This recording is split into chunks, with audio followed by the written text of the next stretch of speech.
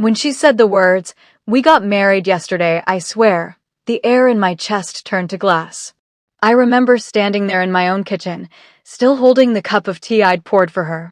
The steam curled between us, soft and slow, but everything inside me was screaming. My son, Arav, was standing just behind her, his hand on her shoulder, looking at me the way a child looks at his mother when he knows he's done something wrong but can't take it back. They had come over that morning without warning, unannounced, uninvited, unexpected. I thought they'd come to make an announcement, yes, but not this. She, Ria, was dressed in a pale pink salwar suit. Simple, elegant. But there was a glint of something new in her hand that caught the morning light. A ring. Not the one Arav had saved for when he planned to propose last year. A different one. I had waited months, maybe years, to be part of that moment, the day my son's life would begin with someone special. I had imagined being there, arranging flowers, tying ribbons, adjusting his collar one last time before he became someone's husband. I wanted to bless them. To see them take vows, not just read about them in a message or, as it turned out, hear about it after it happened. But life, as I've learned too many times, has its own cruel timing. I remember the silence after her words. The clock behind me ticked, each second loud enough to count my heartbeat. Arav didn't speak. He just watched me, eyes darting between me and her. And I smiled. A strange, practiced kind of smile. "Well," I said, my voice steadier than my heart, "congratulations then." Ria's face brightened. "Thank you, Ma," she said, a little too easily, a little too fast, as if she'd practiced saying it in the mirror.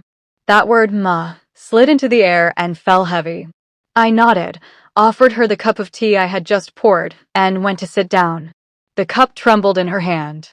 Or maybe in mine. Normal life/setup. Before that morning, life had been ordinary. Predictable in the small ways that make you feel safe. Arav had always been my quiet boy, the kind who kept his thoughts folded neatly like his shirts. After his father passed away, it was just the two of us. I learned to read his silences, to hear what he didn't say. We lived in a modest house in Pune, 2 bedrooms, a balcony filled with marigolds, and a kitchen that smelled perpetually of turmeric and tea leaves. Every Sunday, I made parathas while he played his old guitar on the terrace. We didn't need much. When Ria entered our lives, I thought, finally. Arav smiled again. He started humming while shaving, left his phone unlocked, talked more than he had in months. She was his colleague, an HR manager from his office. Soft-spoken, respectful, polite. The first time I met her, she touched my feet without hesitation. "She's the one," Arav had said to me that night. His voice was steady, but his eyes gleamed with the fragile excitement of a boy who'd found something precious. I remember how happy I was for him.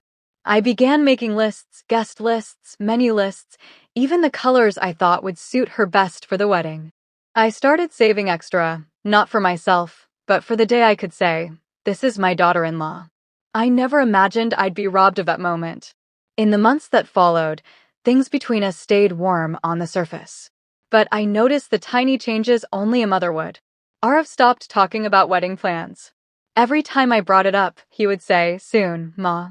We're figuring things out." Sometimes Ria would visit, always smiling, always carrying something, a small box of sweets, a scarf she thought I'd like, a polite question about my health. She was careful, maybe too careful. The kind of careful that hides something. I told myself I was imagining it. I'd been alone too long, maybe suspicious because I had nothing else to fill my days with. But my gut knew. Mothers always know. One Sunday afternoon, I overheard them whispering on the balcony. Arav's voice was low, pleading. Hers was tense, sharp. "I told you, not yet," she said. My heart thudded against my ribs. Not yet what? But then they saw me, and the conversation ended abruptly. Ria smiled, her voice honeyed again. "Ma, we were just talking about, house rent." I laughed politely. Rent. Yes, that's always a tricky subject. Inside, I felt the floor tilt. That night, I couldn't sleep. I lay awake listening to the fan creak above me, replaying her tone, the way she said "not yet" as if it was about something much bigger than rent. A week later, Arav stopped coming home regularly. Late nights. Missed calls. Excuses that didn't sound like him. Just work, Ma. Don't wait up. I tried to trust him. I really did. I told myself he's grown up, he knows what he's doing. But mothers don't stop worrying just because their children grow tall. Then came the silence, the kind that wraps around you like fog. Days passed. He didn't visit. He didn't call. Even his messages grew shorter, colder. One evening, I texted him. Is everything okay, Beta? He replied, all good, Ma. We'll come this weekend. He didn't. By the time I saw them again, that morning in my kitchen, 2 whole weeks had passed. Enough time for them to make a lifetime decision. Without me. As I sat there, watching them sip tea like nothing was wrong, something inside me quietly broke apart. But I smiled through it. So, I said softly, you decided to marry, yesterday? Ria nodded. Yes. It was sudden, but we didn't want to wait anymore. Arav looked away. Where? I asked. At the registrar's office, she said, tucking a strand of hair behind her ear. Just a small ceremony. Papers, signatures. We'll have a reception later. Reception. The word felt like salt in an open wound. I took a slow breath. And you didn't think your mother should be there? Her smile faltered.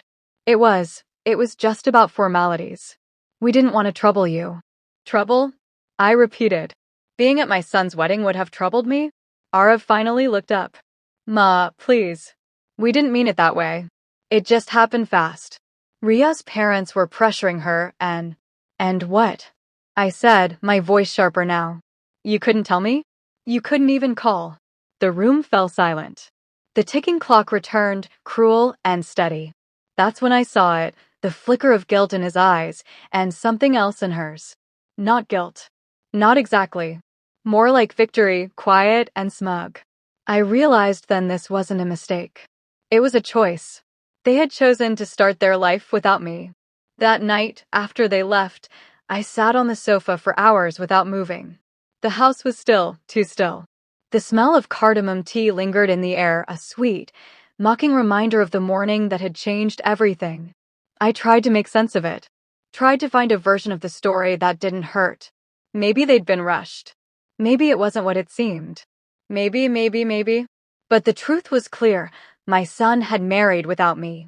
I looked around the house, at the garland of marigolds drying in the corner from the puja last week, at the framed photo of Arav as a little boy, his smile missing 2 front teeth, at the empty plate on the dining table where he used to eat every night.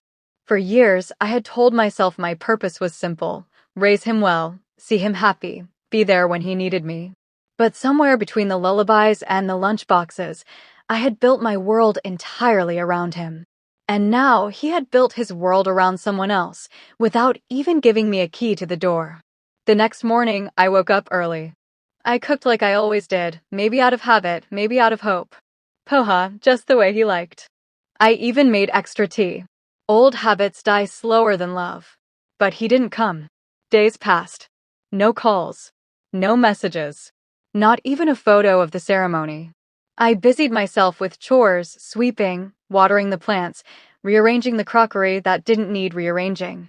Anything to fill the silence that had settled into my bones. And then one afternoon, I heard a knock on the door. Ma, she said, I opened it to find Ria standing there alone, smile, a small plastic bag in her hand. The smell of fresh gulab jamun filled the air, but all I could taste was bitterness. Come in, I said, stepping aside. She walked in like she owned the place. I noticed she wasn't wearing sindoor. No Mangal Sutra. No visible sign of being married, except that ring. She placed the box on the table and sat down, crossing her legs neatly. Arav's at work, she said. He told me to drop these off. How thoughtful, I murmured. There was an awkward pause. She looked around, at the neatly folded newspapers, the single chair where Arav used to sit, the framed photo of him with his late father. You've kept everything so clean, she said. It feels peaceful here. I watched her fingers trace the edge of the tablecloth, her nails perfectly manicured, her tone a little too casual. I wanted to ask her why. Why she had shut me out.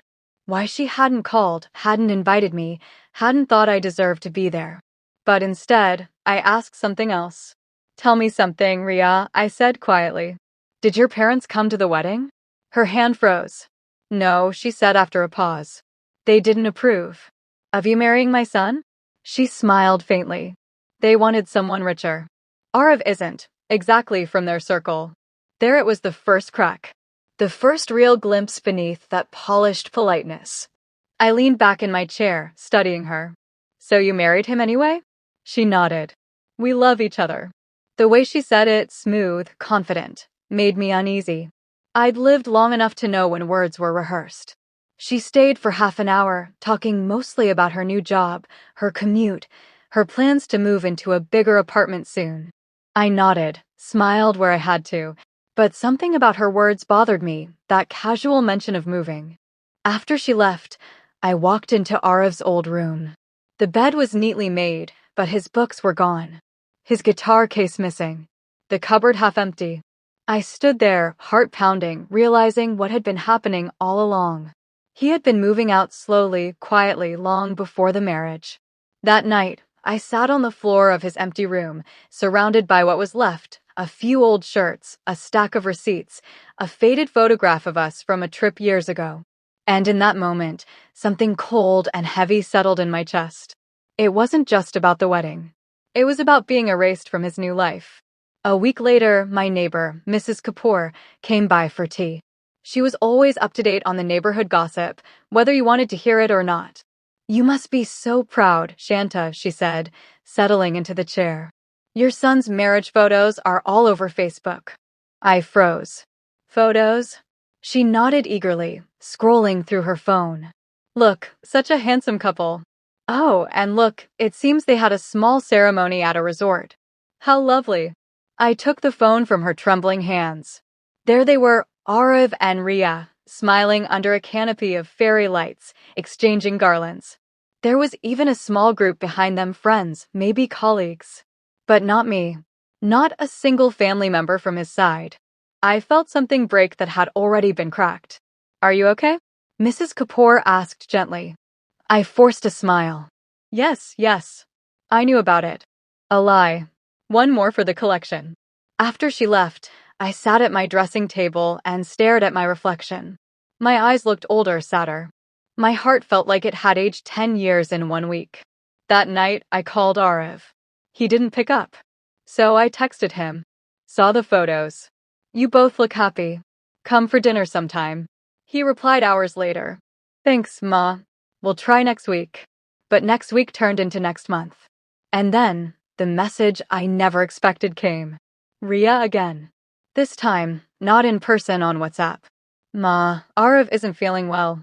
Just a little fever. Don't worry, I'm taking care of him. I replied. Should I come? She left it on read. It wasn't until the next evening that I decided to go anyway. Something inside me, that same mother's instinct that never dies, told me I needed to see my son with my own eyes. Their apartment was only 20 minutes away, but I hadn't been invited yet. As I stood outside their door, holding a bowl of soup and knocking softly, my heart pounded like a drum. No one answered. I knocked again. After what felt like an eternity, the door opened. Ria stood there, hair disheveled, eyes red, not from tears, but from something else, panic. Ma, she said, startled. You didn't call. I brought soup, I said quietly.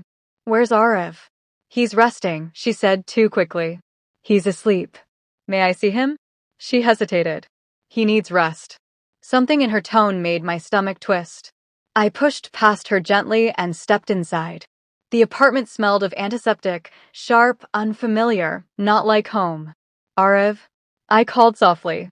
From the bedroom, a weak voice answered, Ma. I turned toward the sound.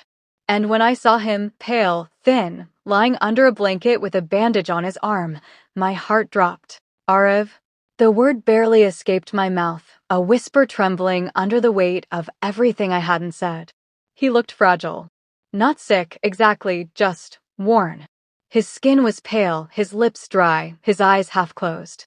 The last time I had seen him, there had been laughter in his face. Now there was exhaustion.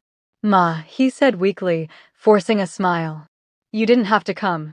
I'm your mother, I said, placing the soup on the side table. If you're unwell, I'll come, whether I'm invited or not. He gave a soft chuckle, then winced. It's just stress. Work's been crazy. I turned to Ria, who stood by the door, fidgeting with her phone. Why didn't you tell me he looked like this? She avoided my eyes.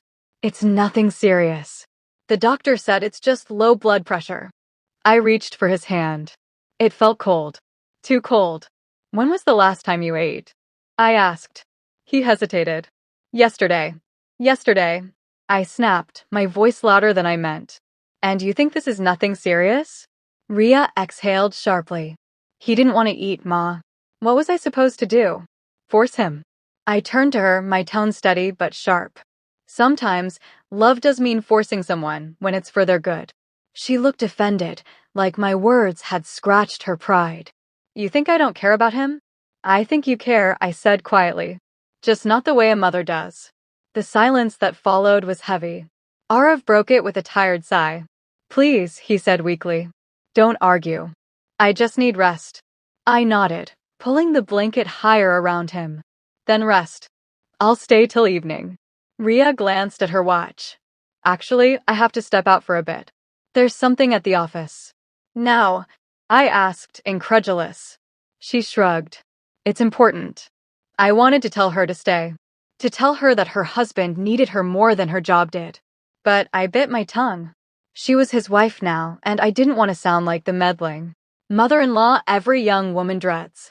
When she left, the apartment fell quiet again. Only the soft hum of the ceiling fan filled the space. I sat by Arav's side, feeding him spoonfuls of soup. At first, he resisted, but slowly, he began to eat. Half the bowl was gone when he finally spoke. Ma, he said, voice trembling, I'm sorry. I looked up. For what? For the wedding. For not telling you. My hands froze midair. I didn't want to hurt you, he continued, eyes full of guilt. Ria thought it would be better to keep it small. She said you'd never agree because she isn't traditional. I took a deep breath. Arav, I never cared about traditional. I cared about being part of your life.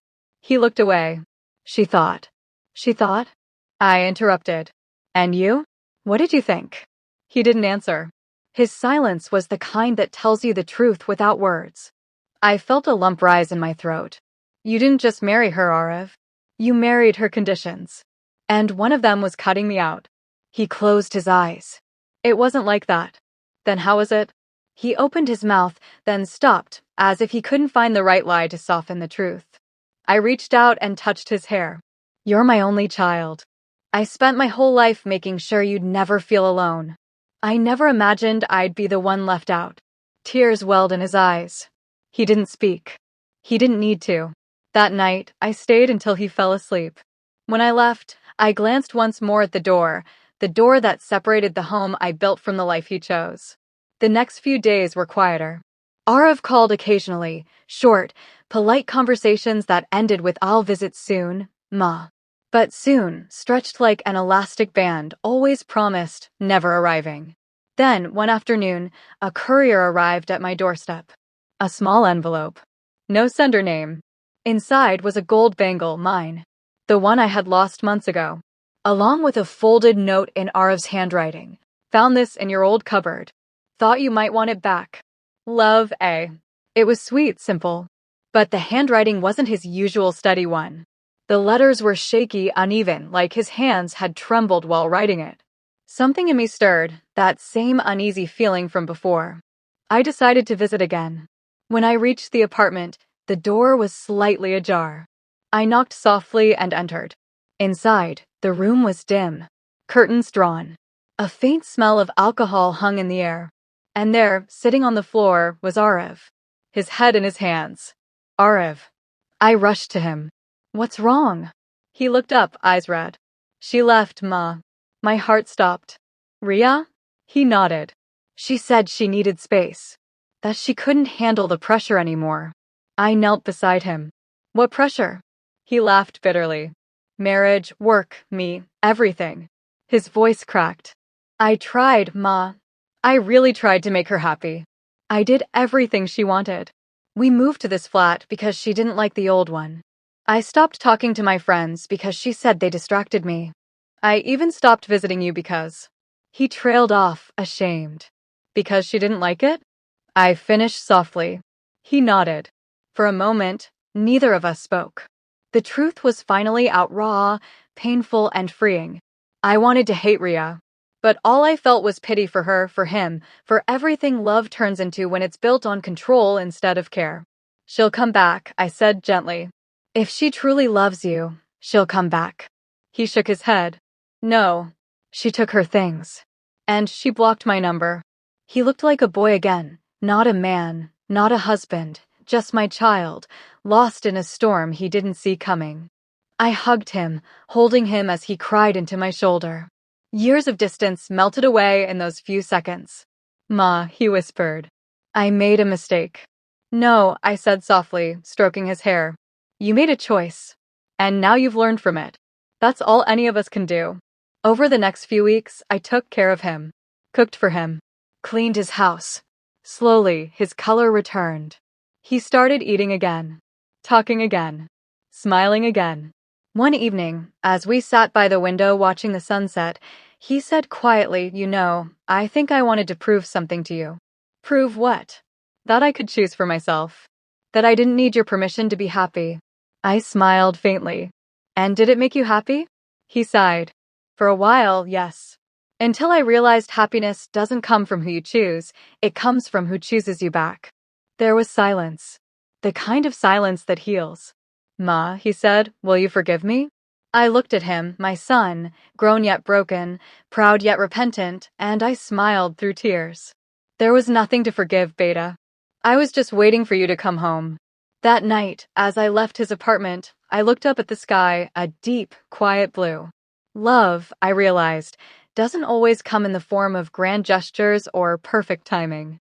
Sometimes it's just a bowl of soup, a mother's hand on a fevered forehead, a second chance whispered between tears. And sometimes, it's learning that even when your children leave, the bond that ties you to them never truly breaks.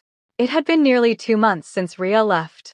Life was starting to steady again, not perfectly, but enough that Arav could breathe without flinching.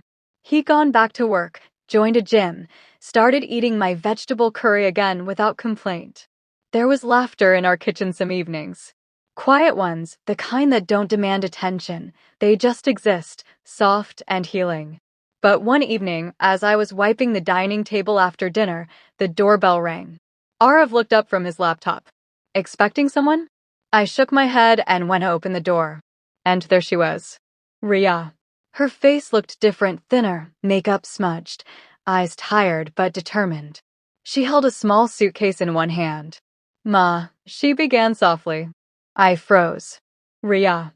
Behind me, Arav's chair scraped against the floor. He came running. What are you doing here? He asked, his tone more weary than angry. I needed to talk, she said. Please. Arav hesitated, then stepped aside. 5 minutes. She entered, glancing around the flat, the same flat she had walked out of with her chin held high. Now she looked smaller, like the walls themselves remembered her arrogance. I stayed near the doorway, unsure if I should leave them alone or stay. But something told me this conversation wasn't just theirs anymore. Ria turned toward me. Ma, before anything, I want to say, I'm sorry. Her voice trembled. I should never have kept you out of the wedding. I thought I was protecting Arav. I thought, maybe you'd never accept me. I folded my hands together. And did that help? Protecting him from his own mother. Tears welled in her eyes. No, it broke him. And me. Arav crossed his arms. Then why leave? She looked down. Because I panicked. Everything felt wrong. The fights, the expectations, the way we pretended things were fine when they weren't. I couldn't breathe. Arav's voice softened, almost a whisper. You could have talked to me. She nodded. I know, but I didn't. I ran. And I regret it every single day.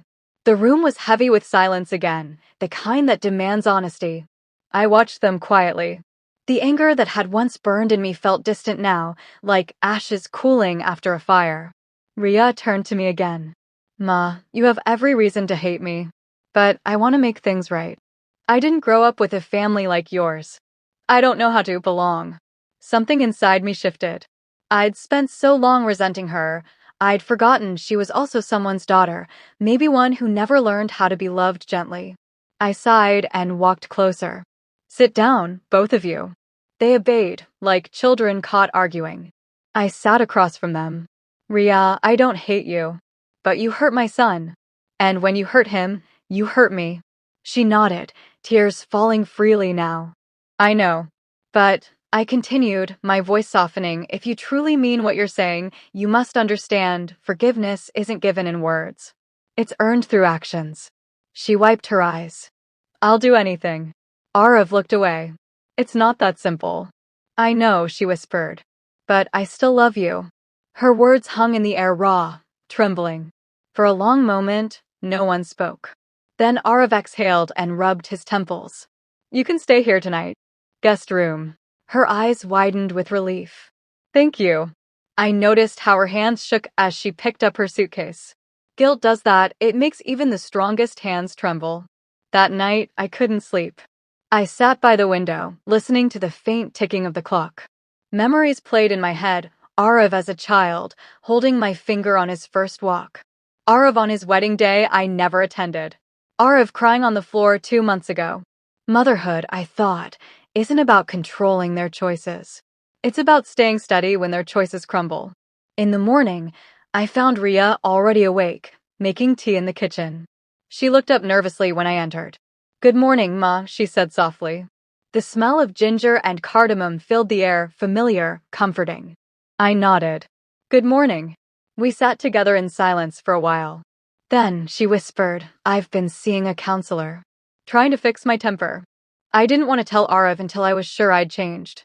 I looked at her, really looked at her, and saw something new in her face. Not arrogance. Not pride. Just exhaustion, and a flicker of humility. That's a start, I said quietly. She smiled weakly. He deserves better. And I want to be that better. Days turned into weeks again. Slowly, cautiously, Ria began to stay more often. She cooked sometimes, cleaned, even laughed at my dry jokes. Arav stayed polite, distant, but not cold. One Sunday morning, I woke to the smell of parathas. Ria was at the stove, Arav beside her, teasing her about the shape of the dough. The sound of their laughter, hesitant but real, filled the kitchen. I stood there quietly, watching. Sometimes, peace doesn't arrive all at once. It tiptoes back into your life, disguised as breakfast on a Sunday morning. A few weeks later, Arav came to me one evening. Ma, he said, Ria and I are thinking of having a small ceremony. A real one this time. With family. My heart skipped a beat. You mean? He smiled. We want you to bless it. I stared at him for a moment, and tears began to blur my vision. The first wedding I wasn't invited to, and now the second one, where I was the first person they asked. I reached for his hand. Then this time, Beta. I'll wear the same sari I planned for your first. He chuckled.